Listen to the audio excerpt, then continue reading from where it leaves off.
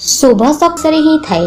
दुनियार भल तो समस्ते पाइजिबे, हेले मूल्य प्रेम रे न थाए, मूल्य थाए विश्वास रे। घर बनैबा बेले चेष्टा करंतु घरर कबाट सबु बेले बाम पार्श्व को खोलिबा आवश्यक।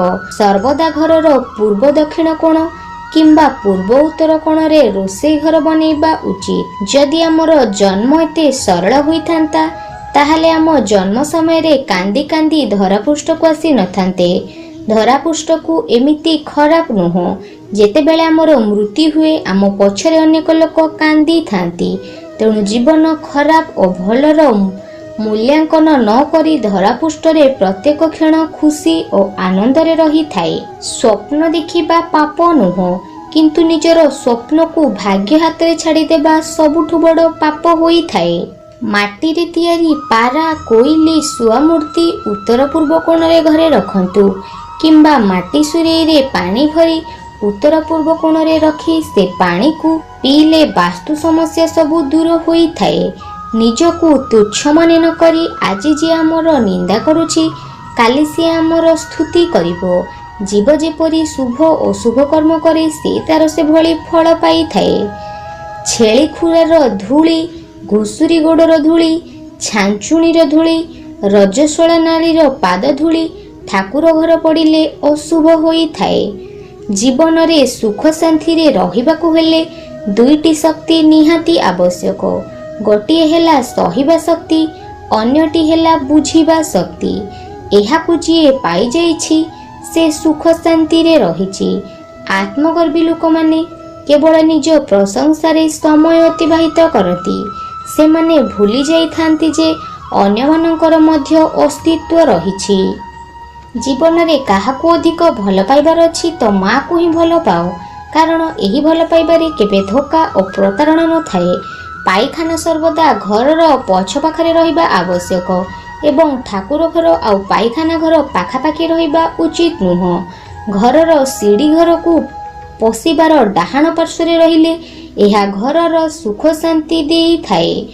पश्चाताप करुथुबा मनीष ही परिवर्तन को अपनाई पारे।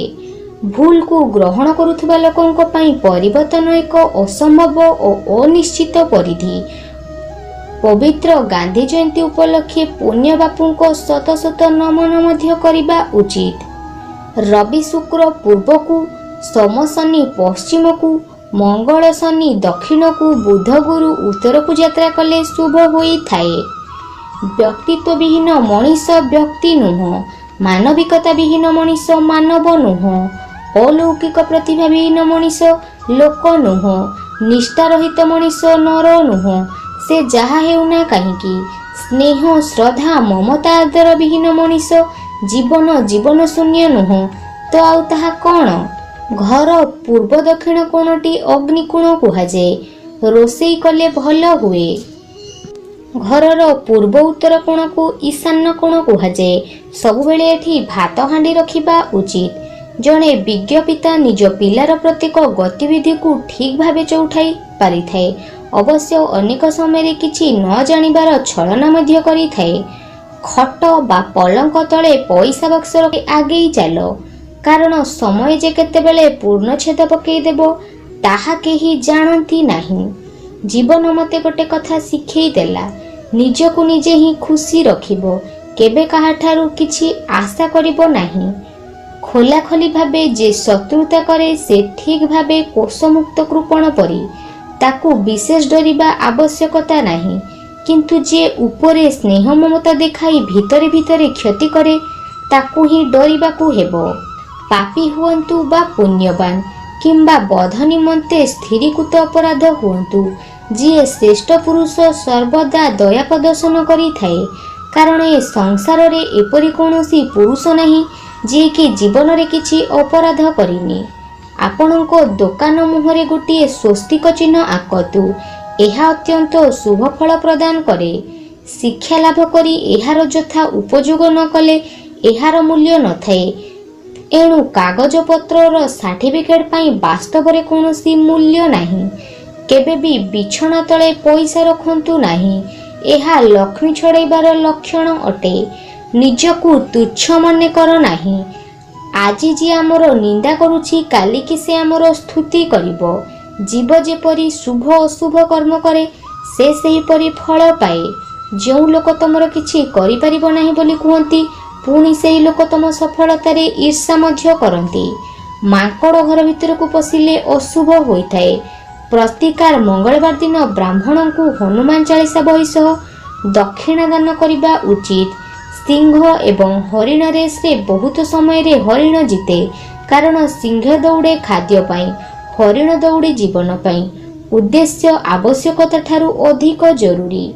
संध्या बेले घरर किंबा दुकानर लाइट जळै सारी भगवानक नाम 3 थर नियंतु एवं प्रणाम करंतु, देखिबे शुभ फल अवश्य मिलिबो। शिक्षक आउ रास्ता दुई जन जाक एका परी निजे गोटे जगार रुहंती आउ अन्य मानकु सेमानक लक्ष्य स्थल रे पहुंचाई थांती। तले बसी ठाकुर पूजा कले दुख मिले, पत्थर उपरे बसी पूजा कले रोग वृद्धि होई थाए, काठ पीढ़ा उपरे बसी पूजा कले दुर्भाग्य माड़ी आसी थाए। कुश किंबा कपड़ा आसन रे बसी पूजा करिबा उचित अटे। मनीषर असल चरित्र तेबे सामना को आसी थाए जेतेबेले से निशा रे थाए। से निशा धनर निशा हेउथाउ, पदर निशा हेउ बा मदर निशा। जहार रक्षा ईश्वर करती ताहार क्षति किए करिबो। पवन जो दीप शिखा को सुरक्षा देबो ताकू किए बा लिभाई परिबो। धला पेचा घर उपरे बसिले, घर भितरे पशिले बा रास्ता रे देखिले शुभ, किंतु कला पेचा देखिले तार विपरीत होई थाए। प्रतिकार स्वरूप जे कौनसी रविवार दिन क्षीर गुड़ कदली ब्राह्मण को खाइबा को देबा सह दक्षिणा मध्य देबा उचित। शोइबा खट बा पलंक पाखरे जोता किंबा तेल पात्र रखंतु नहीं। एहा घरर मुख्य द्वार सम्मुखरे मध्य रखंतु नहीं। घरु बाहर को जिबा बेले झाड़ू को चाहिए अशुभ होई थाए। घरर दुआर मुहरे भगवानंकर फोटो किंबा शुभ लाल बाना बांधिबा अत्यंत शुभ संकेत देई थाए। थरे महमबती भितरे थिबा सूता कहिला, मु जळिले तू काहेकि तरळे जाऊ। उत्तर रे महमबती कहिला, विषय बुद्धंको उपदेश ग्रहण करिबो नाही, कारण स्वयं परिपाक और काम शक्तिर अल्पता हेतु बुद्ध समस्त को भोजन और रोमणरू निवृत्त करने उपदेश दियंती। एहार कौनसी मूल्य नहीं। जे तुमको केते धीर गति रे काम करुछि, जे पर्यंत तुमे अटकिब नहीं से पर्यंत सफलतार लक्ष्य रहिछि। गोटे बिछଣା रे दुई जण अलग अलग दिग को मुह करी केबे सोइबो नाही।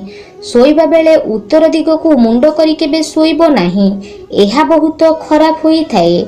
जे सम्मान मिलिले कि गर्व करे नहीं, जे अपमान हला परे भी रागे नहीं, जे रागी थिला बा बाधिला भली कथा कहे नहीं, वास्तव रे से महान होई थाए।